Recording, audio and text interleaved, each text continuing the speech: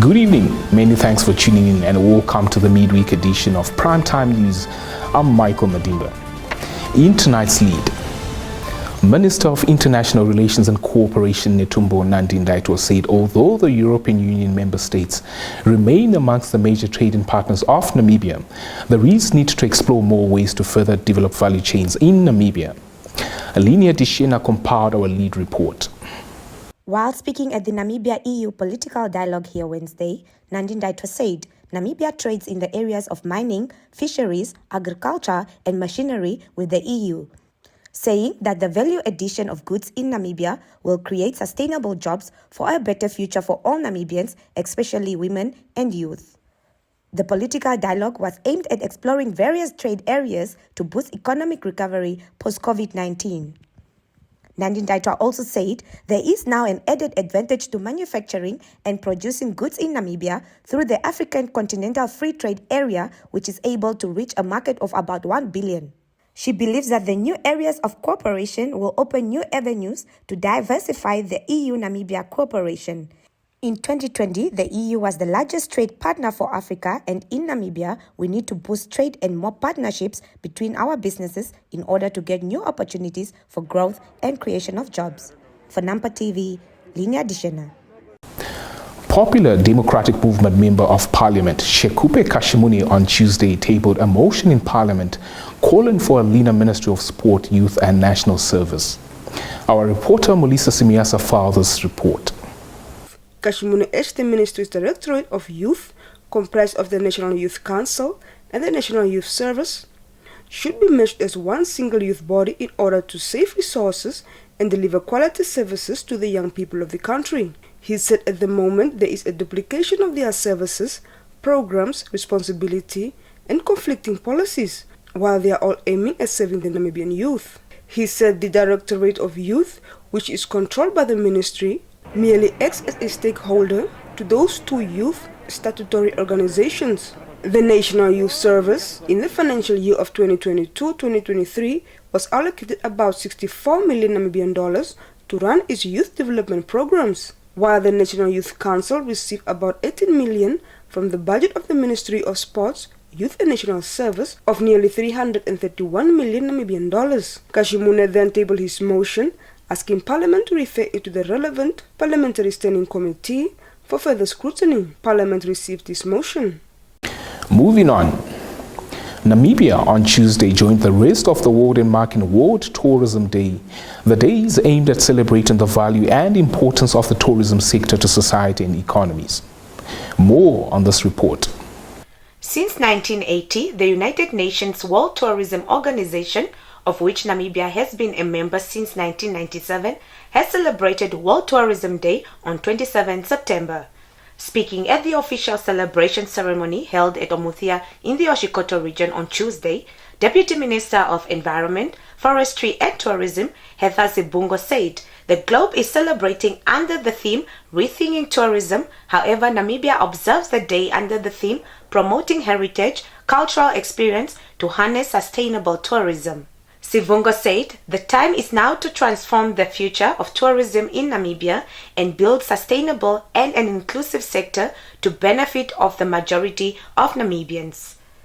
The sector, she noted, has been identified by the Namibian government as the important economic sector and a critical tool for sustainable development, as highlighted in the 17th Sustainable Development Goals.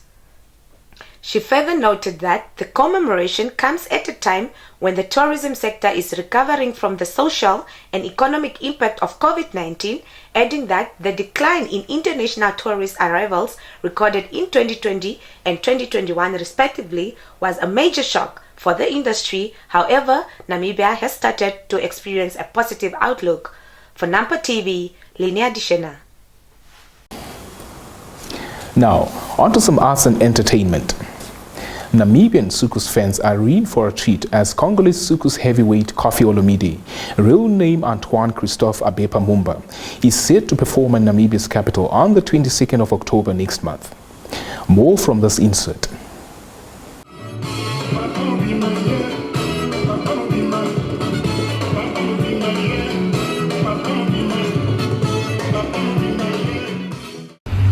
My name is Kofi Olomide Double King, the king and the owner of Double Doings. I'm happy. I'm an happy singer because 22nd of October, I'm lucky to perform for you in Namibia at Independence Stadium. I'm so excited. I can't wait to be with you. Papa will be ready. Papa will be ready. Be there. I'm sure fans cannot wait to put on their dancing shoes. When we return, the Namibia Chamber of Commerce and Industry calls for more relaxed security requirements on loans for SMEs.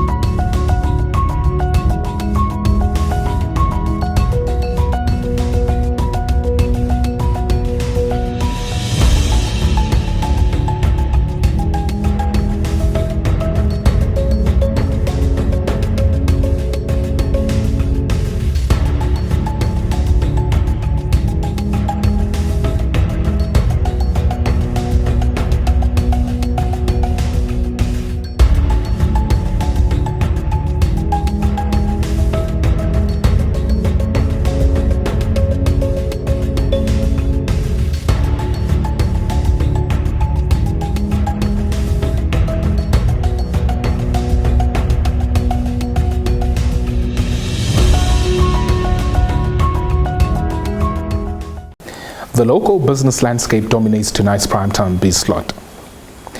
Despite the introduction of the credit guarantee scheme for small medium enterprises SMEs, the Namibia Chamber of Commerce and Industry NCCI feels more can be done to relax collateral and security requirements against loans.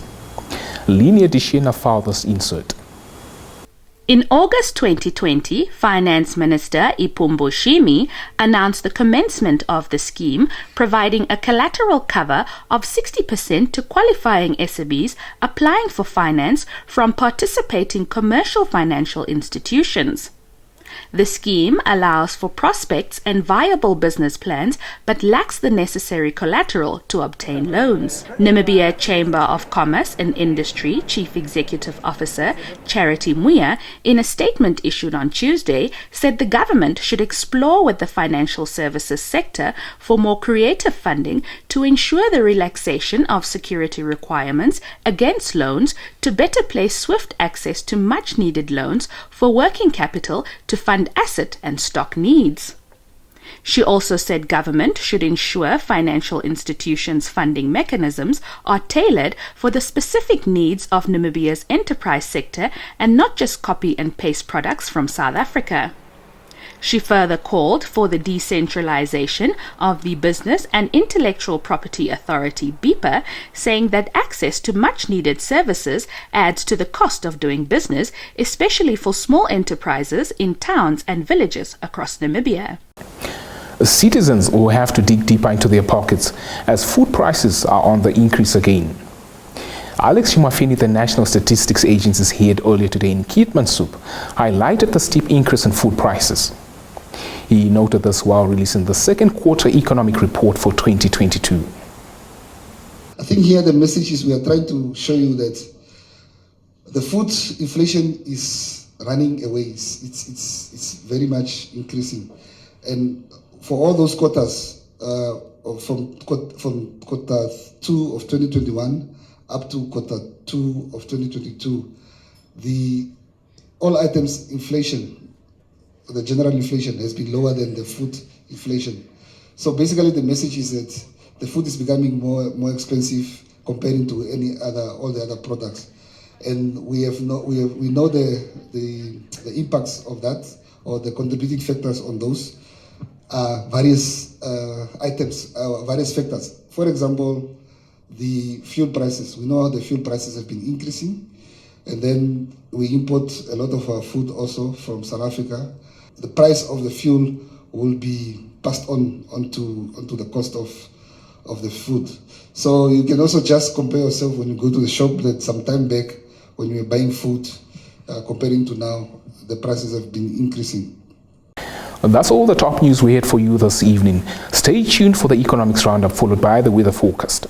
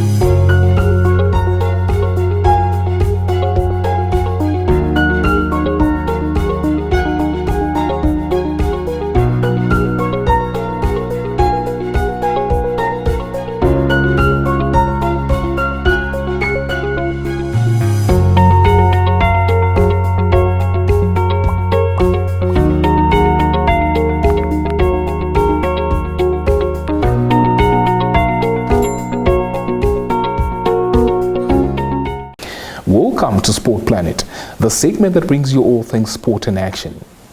We begin on the racing tracks.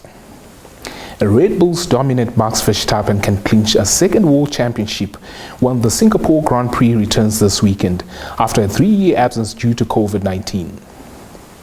The Flying Dutchman has a mathematical chance to seal back-to-back world titles under lights around the spectacular and demanding Marina Bay Street circuit. To do so, the 24-year-old must win the race, something he has never done in Singapore, and needs his closest rivals to falter badly. If that does not happen, the championship fight will move on to the Japanese Grand Prix a week later. It looks a case of when, not if. On to some football. Alvaro Morata's late strike snatched Spain a 1-0 Nations League victory over Portugal in Braga on Tuesday and sent them into the semi-finals. La Roja needed to win to finish top of League A Group 2, but struggled on another difficult night for the Euro 2020 semi-finalists until Morata's breakthrough at the death. Spain have not been able to hit top form in the internationals leading up to the Qatar 2020 World Cup, but this hard-fought victory provides a welcome morale boost. Stand by for your sports roundup.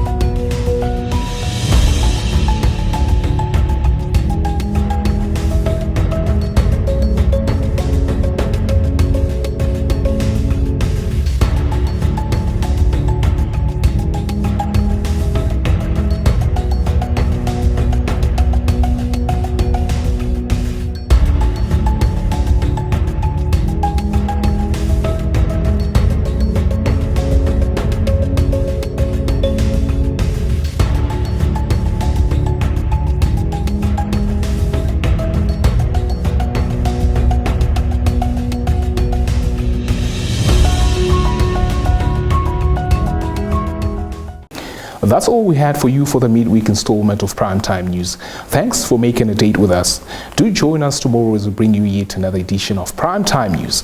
From myself, Michael Medimba, and the entire production crew, it's good night.